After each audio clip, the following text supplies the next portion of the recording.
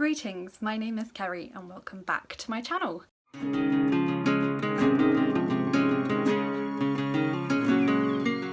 Today I am filming my October stats wrap up to let you know a bit about what I've been up to with my reading in October. It was a fairly even month. I read quite a bit more than I had in September. A mixture of stuff that I wanted to read and stuff that I had to read for uni. What I'm finding really interesting, and I knew this anyway because I've done a lot of studying before. One of the interesting challenges of coming back to uni, doing another MA, is that I want to read all the things, and like for every lecture we just get given excerpts, articles, short like chapters out of books, but I want to read the whole book. So balancing that urge to be completist and want to read everything with actually reading what is necessary for my studies is a bit of a challenge, but we're getting there. Yeah, so let's get into the stats without further ado. In October I read a total of 10 books from 10 different authors. I should say as well, I am finally getting there with my chart game, so there'll be loads and loads of graphs in this because I've been having fun playing with my spreadsheet. So enjoy all the graphs. Yeah, so 10 books, 10 different authors. The longest book that I read, I'm just checking my list, was Jade City by Fonda.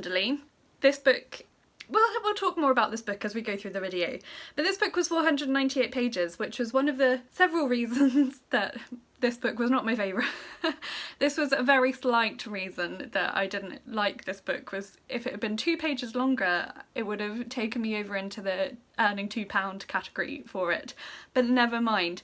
Okay, and then the shortest book that I finished was one I had to read for uni, which was called Lethal Love by Mieke, which is feminist retellings of love stories in the Bible. So I wrote an essay on this book and another book, a comparative book review, and I really enjoyed this. Some of it was quite dense and I didn't entirely understand. Well, no, I won't say that I did understand her arguments. I didn't understand some of the explanations to get to her arguments based on Proust, because who understands Proust? I don't know, I've never even tried to read him. So anyway, so that was the shortest book. That was 142 pages. All of the books were under 500 pages, which meant I earned £1 per book, so I earned £10 for my book buying budget. In October I actually only bought one book. The only book that I actually bought was The Mystery of the Blue Train by Agatha Christie, which is I can't remember what number this is in the Poirot series actually. It's the next one that I didn't have and I needed a bit of a boost one day, so I got this second hand. It cost me £2.38. But I do need to carry on reading this series because I don't usually let myself buy them until I've read the previous one.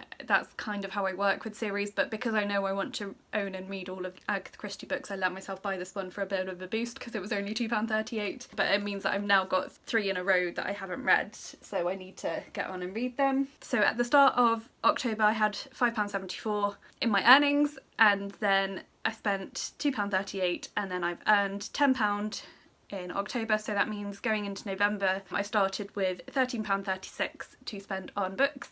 I have bought a couple of books in November, but I'll tell you about them at the end of the month. Now, in previous videos I have done an update on where my TBR stands, how many books I've added or removed from that. I haven't done that the last couple of months because with the stress of moving, and I've bought a lot of books for uni and I just haven't added books to my Goodreads yet, so I'm hoping that by the end of this month I'll have sorted that out, so I'll be able to update you on that stat. I can't even remember the last time I updated you on that, and that's something I'm going to try and be a bit more careful of going forward. I got here and ordered so many books for uni. I got a little bit carried away. I mean, we have a great library, but some of the stuff I just wanted to have my own copies of, and some of it the library didn't have, and it was easier to buy my own copy. There is one book that I decided I couldn't afford to buy it myself, so I've asked the library to order it for me.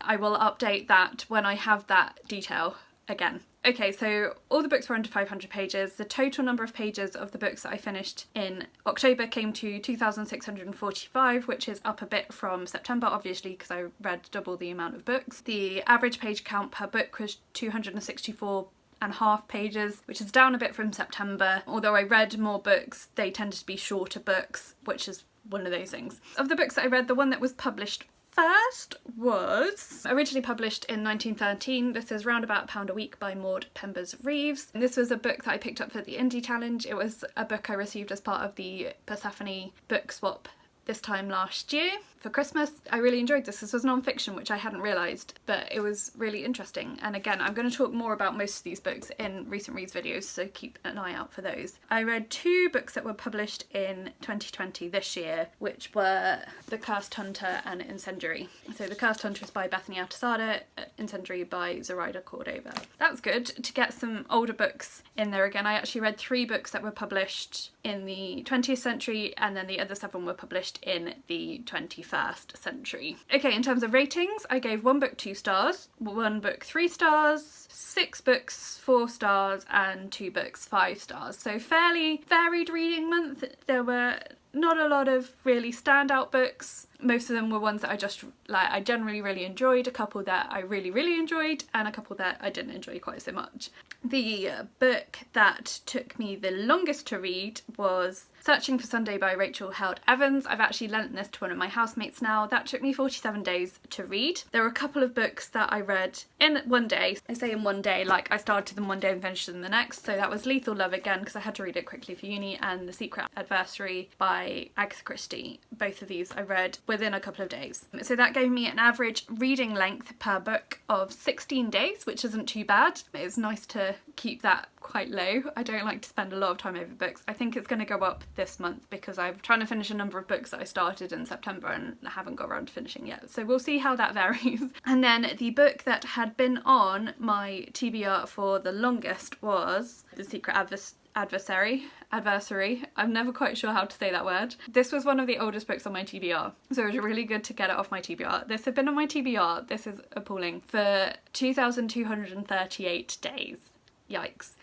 I am really trying to get through all the books that have been on my Goodreads TBR for the longest, but it was really good to clear this from my TBR because it has been on there for so long. Yeah, I have a couple of books that I started reading pretty much straight away. Either they were ebooks I got from the library or they were ones that I bought and started reading straight away. So that left me with an average length on my TBR of 306 days. So as I'm working through some of those older books on my TBR, that stat tends to fluctuate a lot. I'd love to be at a place where books have been on my TBR for like the average is less than a year. It's going to take me a little while to get there. I mean, I have done that this month, but that's because I have read quite a few books that I picked up straight away. But I need to balance that of reading new books and reading ones that have been on my TBR for ages. So we'll see how that stat goes throughout the rest of the year. Maybe at the end of the year I'll do a stat for overall for the year.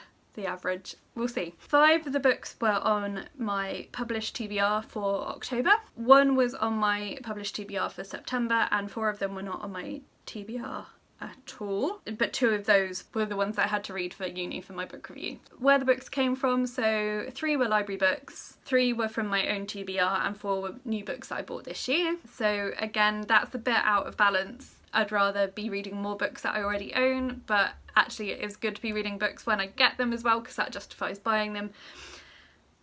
Problems of a bookworm, isn't it? Okay, 2 of the books were ebooks, 1 book was a hardback and the rest were paperbacks, which is fairly standard. I am reading a few more ebooks, but I still don't love that format, and paperback is my favourite format. I read 2 non-fiction books, 3 Christian non-fiction books, 1 memoir, 2 fantasy, 1 urban fantasy and 1 mystery. So actually fairly heavy on the non-fiction last month, which stands to reason really, because I read more books for uni. 2 of the books were for a YA audience and then the rest were for an adult audience. I've confused myself because when I started figuring out all the different publishers that I'd read this year, I put together the chart for it and it was so elaborate because of all the imprints.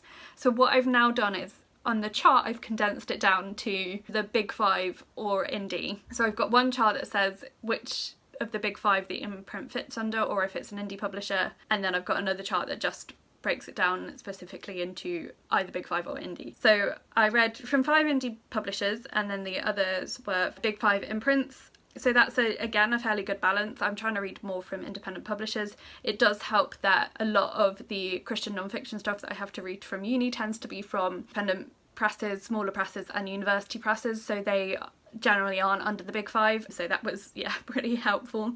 Author nationalities, I read 5 books from American authors, 1 Australian, 1 British, 1 Canadian, 1 Dutch and 1 Ecuadorian author.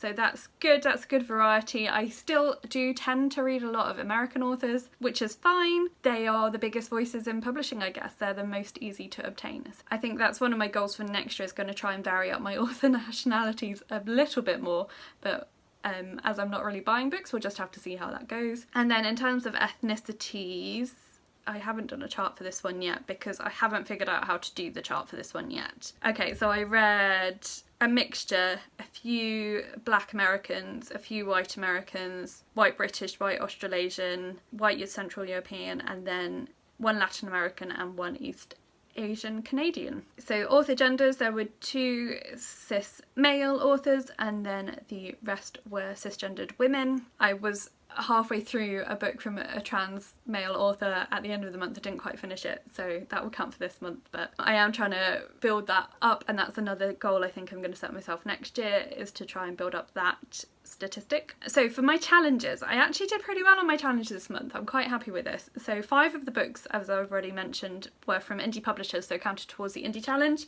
I also ticked off 1 more square for the indie challenge, which was from a women's press, so Persephone Books primarily publishes books by women, so that was good. It means I've only got 1 square left to tick off, and then I finished the whole bingo card for the indie challenge, which is really exciting. 2 books counted towards the Start on Your Shelf-a-thon challenge. 1 book was from the oldest on my TBR. 1 book counted towards Read Around the World, which was Incendiary for Ecuador, so that's really cool. And then 1 book helped me to catch up on a series, which was The Cursed Hunter, which is the latest book in the Stolen Kingdom series. So I ticked off at least 1 book for every challenge, so that was really cool. Author diversity was not quite so strong. I read 4 books from people of marginalised ethnicity and 1 book from an author with a disability, but as far as I'm aware, I didn't read any books from anyone from the LGBTQIA+ community or authors representing mental health or neurodiversity. That's just based on what I can find out about them from Twitter and their author website, so I could be wrong on that, but I'm just going from what information I can find.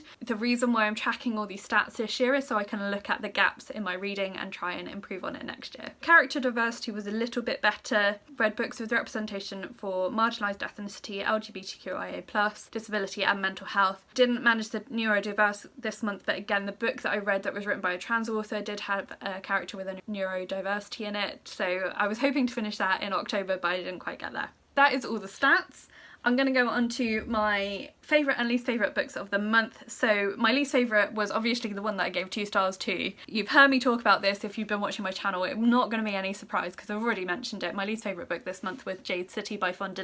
This just wasn't the book for me. A lot of my friends really loved this book and I really tried to like it. I persevered. I did feel like DNFing it a couple of times, but because of how much my friends loved it, I carried on reading it. But it just wasn't for me. It was the right genre. I love urban fantasy, but the wrong setting. I don't like martial arts or gang novels, and this was both of those. I go into a lot more detail about my thoughts in the book diary I kept for this book, so I will link that for you down in the description so you can go and check that out, and I will also link our Space Sirens discussion of it. We had a really interesting discussion about it. It got an extra star from me because it was really well written, but I just did not enjoy this book, which is a shame because, as I say, it was really well written, just wasn't the book for me. So that was my least favourite book of the month. My favourite book of the month, I think, was probably actually Searching for Sunday. This was one of the Christian non-fiction books I read. It's written by Rachel Held Evans, who was quite a prolific and quite well-known Christian blogger, and it was her story of how she'd struggled with her faith when she started having lots of questions about identity and acceptance within the church, and she was in quite an evangelical style church where questioning wasn't really okay. Like, you were expected to kind of toe the line, which is sadly the case in a lot of churches, that they don't have room for people to doubt and be uncertain. So in this book she explored her relationship with the church and that process of growing up in quite a strict evangelical setting and then moving away from that, and how she learned to fall back in love with the church again. I've been trying to read more of her book. She passed away about 18 months ago, and it was quite emotional reading the book, reading her journey, learning about how she got to where she ended up, and knowing that actually I've only got a couple more of her books to read and then that's it, and it felt like such a loss for the Christian community that she's gone, because she just had such a way with words and her writing was so beautiful. So yeah, I really love that book. If you have experienced that sort of strict, kind of unloving